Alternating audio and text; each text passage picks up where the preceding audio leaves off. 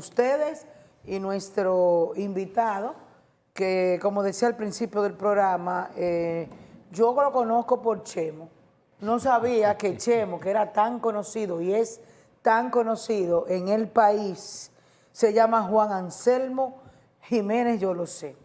Vamos a tratar el tema precisamente del DRK, el Tratado de Libre Comercio. Buenas noches, Chemo, qué gusto tenerte en el programa.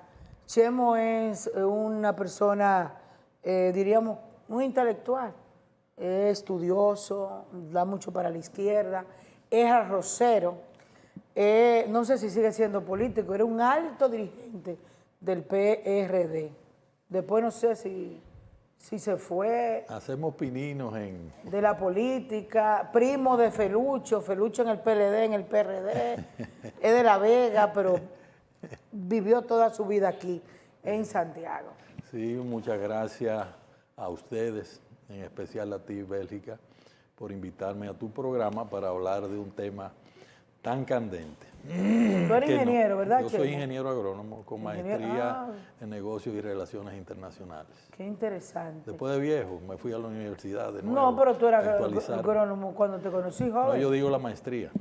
La maestría, sí. Tú todavía estás en la flor de la tercera. ¿Cómo que decía Lionel? La tercera edad no. No. La segunda edad avanzada. Avanzada. No, Lionel lo decía así.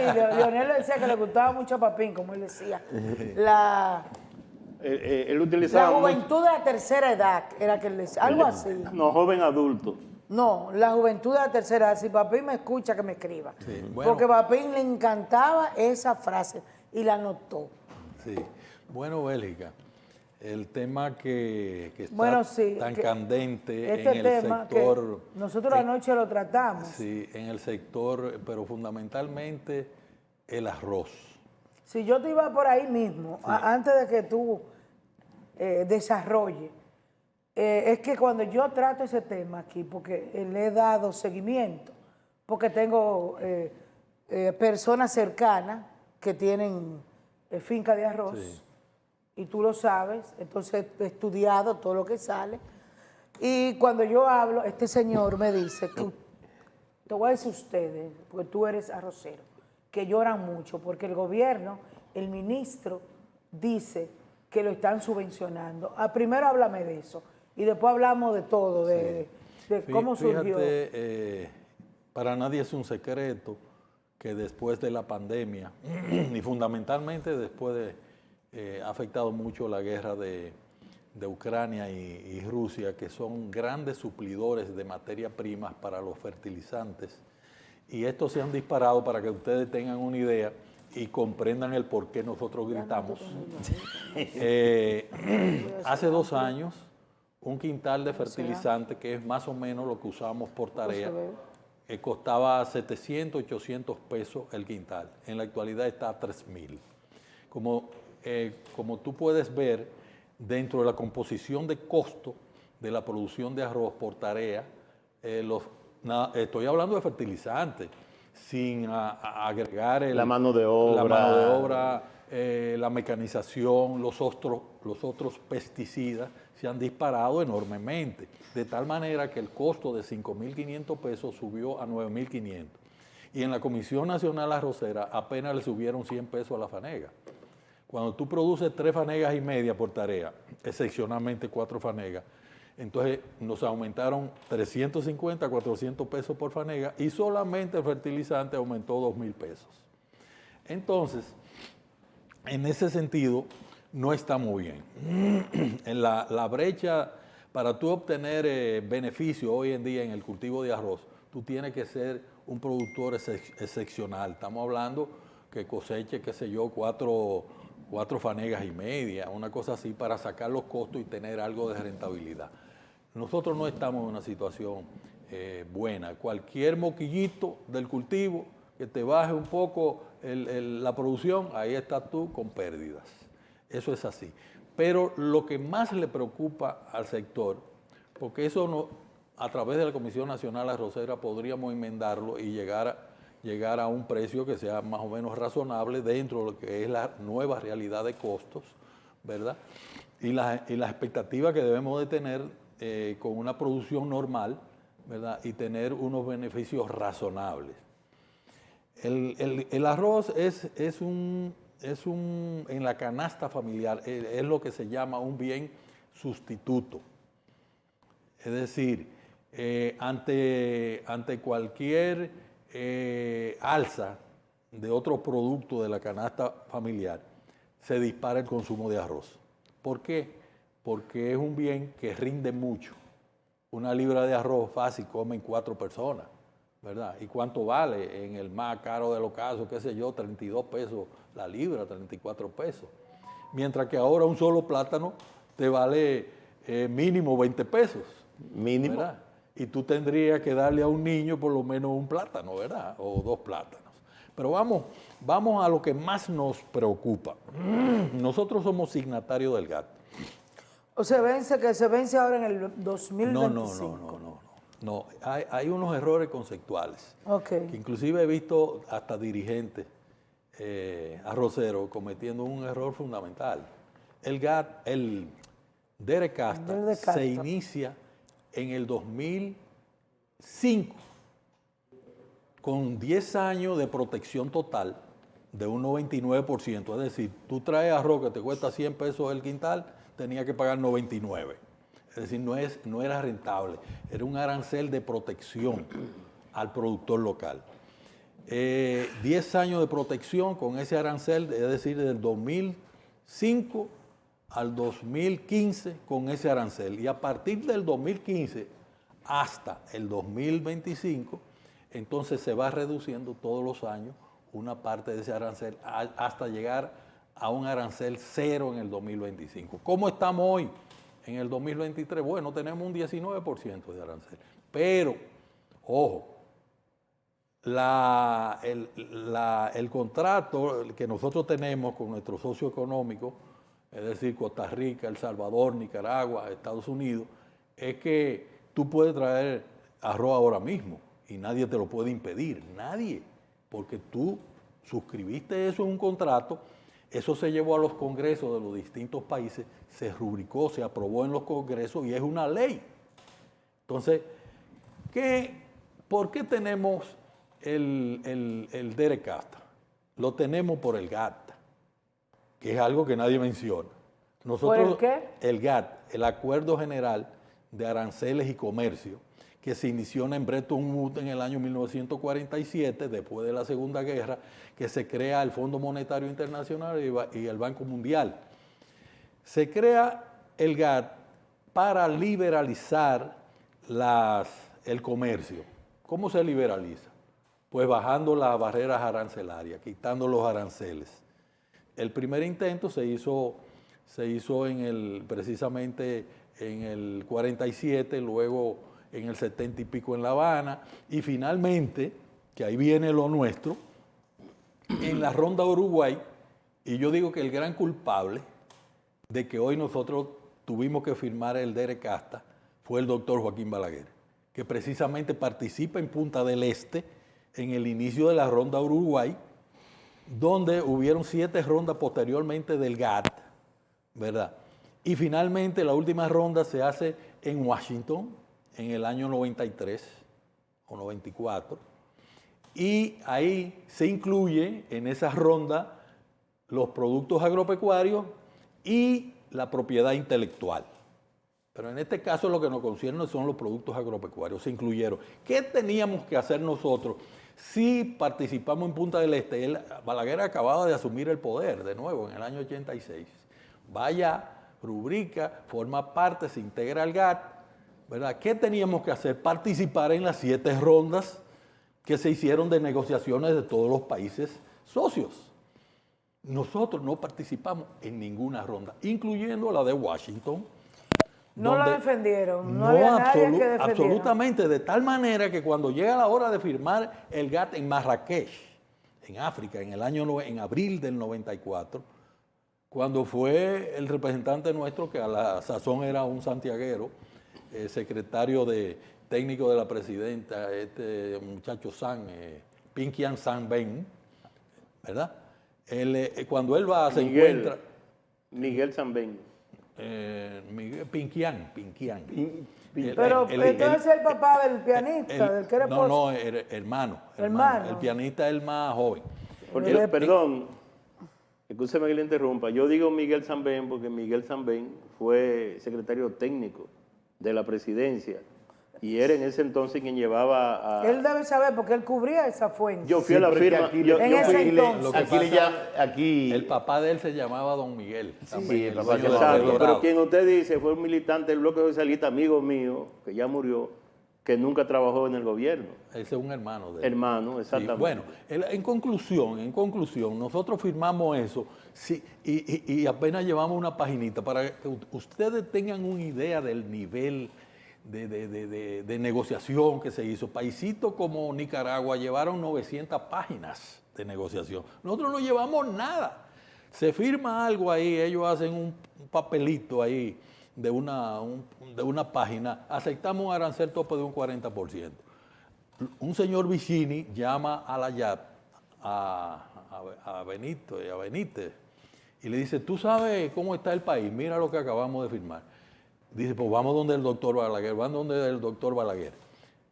Cuando él dice, y esto, váyanse a Bélgica, ya se había creado la Organización Mundial del Comercio, se van a Bélgica, se entrevistan con el presidente de la OMC y dice, pero ¿qué ustedes hicieron? Váyanse a Nueva Zelanda, donde el primer ministro, el ministro de Agricultura, que fue el que dirigió las negociaciones de Washington. Esto me lo cuenta el mismo Omar Benítez, en la finca de un amigo, abajo de una mata. De ahí se fueron a Nueva Zelanda. Cuando llegan ahí dicen, pero ¿qué locura es esta? Ustedes están locos. ¿Qué ustedes perciben? ¿Y qué percibe tu auditorio? Que nosotros no sabemos nada de acuerdos comerciales, ni tenemos la más mínima idea, ni la más mínima experiencia. Finalmente, se logra, por idea de este señor, ministro de Nueva Zelanda, se logra y se convence a la Organización Mundial del Comercio de lo que se llamó una rectificación técnica para proteger los 8 productos esenciales de la agropecuaria nacional, ¿verdad? Y se logran 10 años con la protección de un 99%. Ustedes ven de dónde sale el 99% del DERECAFTA. Entonces ahí, pongan atención a los años, 10 años de protección total. ¿Qué se iba a vencer si eso fue en el 95? ¿Cuándo vencían? En el 2005. En el 2005 ya entraba la tasa cero.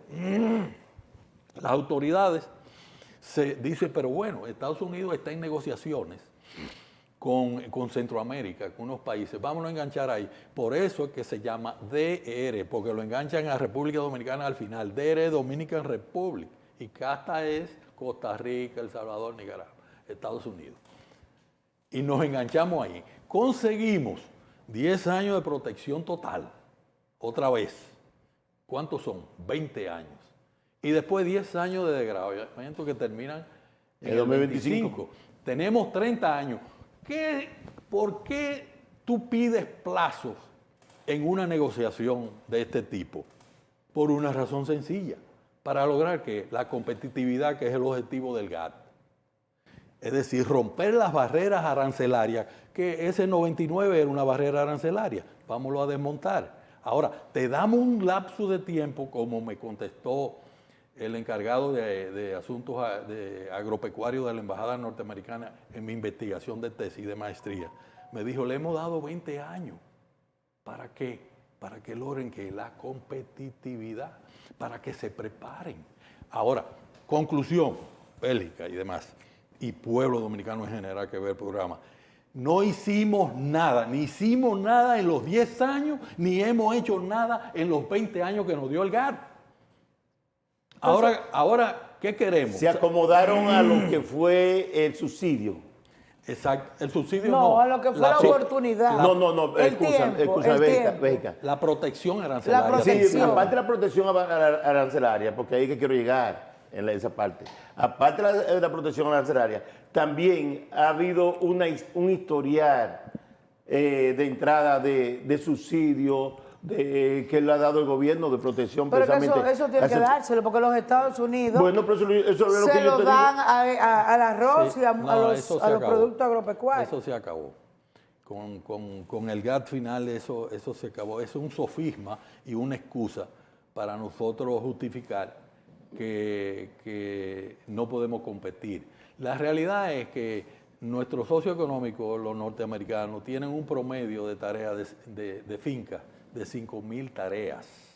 Nosotros tenemos un promedio de 80 tareas.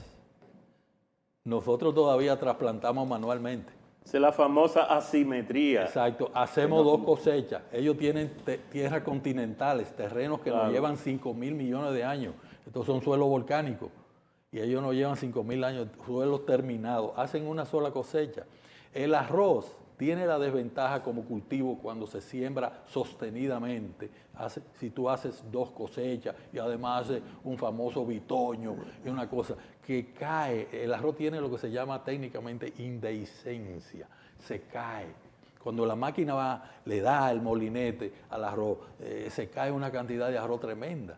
Entonces, ese arroz ya cultivado es de polinización cruzada, se cruza y se degenera. Entonces, lo que te cae en el suelo es arroz indeseable.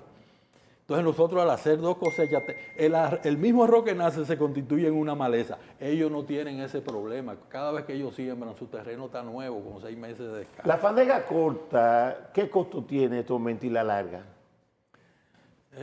Bueno, Actualmente. yo te sé hablar de costo por tarea, Ok. que fue lo que yo mencioné ahorita. Nosotros andamos por los 9.500 pesos. El problema es lo que señalé, no se ha aumentado el precio no ha aumentado proporcionalmente. Ahora, ¿qué tenemos nosotros? Tenemos que debimos, y de hecho lo hicimos, pero quiero aclarar que no hubieron personas que advirtieron sobre eso, pero nadie le hizo caso. El mismo Omar Benítez, que fue el negociador, él hizo lo que hicieron todas las autoridades, como el avestruz. El avestruz viene un peligro, pone la cabeza en un hoyo pequeño y deja el cuerpo afuera. Es decir, no le dimos el frente a la realidad que hoy tenemos de frente, que es un desmonte total de aranceles. Se puede traer arroz a la mitad de precio y nosotros, si lo sembramos aquí, no vamos a poder competir con ese arroz que viene de fuera. Ahora le pedimos al gobierno que haga un esfuerzo, ¿verdad? El gobierno que está en política viene y crea la expectativa de que tiene una comisión, que con Sonia 1.550 millones. Sí, porque con Sonia fue que se firmó. Precisamente en Puerto Rico, ella era la ministra de Industria y Comercio de entonces, y Omar Benítez fue el embajador plenipotenciario que participó en la negociación. Óigame, tuvimos 20 años, nos lo dieron. Yo fui una de las gente que desde hace 15 años estoy advirtiendo, tenemos que trabajar, tenemos que juntarnos, tenemos que ver si podemos ser competitivos o buscar una alternativa, pero que no nos agarre de sorpresa lo que nos ha agarrado. ¿Qué problema tiene el sector? Tú sabes, Bélgica, que yo fui representante del sector. Formé la Federación Nacional de Productores Privados de Arroz y trabajé en la organización de mi asociación. ¿Cuál es el criterio de nosotros? Nosotros somos, yo le llamaba asociaciones de crisis. Nunca preveníamos. Si a usted le dicen que dentro de 20 años usted va a tener tasa cero, oiga, comience a trabajar desde ya. ¿Me entiende? Pero actuamos como dominicanos, que eso no va a ser verdad, que eso es mentira, que el gobierno no va a permitir eso, pero el gobierno fue que rubricó eso. Pues ustedes, vamos a hacer una para ustedes, entonces, ¿están feos para la foto? Yo creo que sí. Como se dice, claro, porque con lo que él ha explicado, Sí. ahí, al menos que los gobiernos no vayan directamente y negocien. El problema, 20 años más y se mantengan así toda la vida. Bélgica, el problema es que es un problema de Estado. Eso es congresual. Pero nosotros somos tan tontos que hace 10 años se hizo una reunión y se formó supuestamente una comisión de senadores. Esa comisión. Y hoy veo la foto de un amigo que está en Nueva York con el senador Epayá, de que estando ver si se retire el arroz del acuerdo de ERECA. Vamos a seguir hablando de eso después de la pausa. Conversábamos con Chemo Jiménez, agrónomo, y hablamos del Tratado de Libre Comercio, sobre todo del arroz, que será el más perjudicado, no solamente el arroz, sino los arroceros. Ya volvemos.